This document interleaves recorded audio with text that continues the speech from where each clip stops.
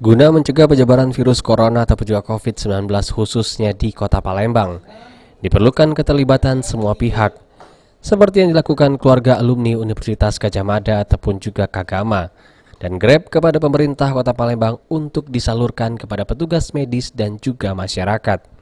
Penyerahan bantuan tersebut dilakukan di posko gugus tugas COVID-19 yang berada di Jalan Tasik, Kota Palembang. Wali Kota Palembang Harno Coyong berharap dengan adanya bantuan yang diberikan Kagama dan juga Grab dapat dipergunakan untuk kebutuhan penanganan virus corona yang saat ini tengah mewabah. Ia menambahkan posko gugus tugas COVID-19 di Kota Palembang tidak menerima bantuan uang, melainkan hanya menerima bantuan APD dan sebagainya yang dapat didistribusikan langsung kepada masyarakat dan juga petugas medis. Bisa kita pergunakan, kita manfaatkan untuk kebutuhan saat ini. Ya, tentu virus corona yang meresahkan kita bersama.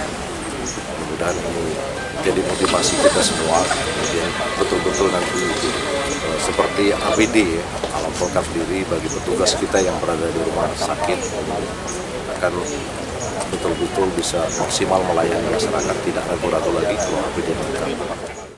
Ketua Kagama Sumatera Selatan Joko Siswanto mengatakan, bantuan tersebut berupa 1 ton beras, ratusan biang disinfektan, dan 180 APD, serta alat semprot dapat berguna untuk penanganan COVID-19 di Kota Palembang.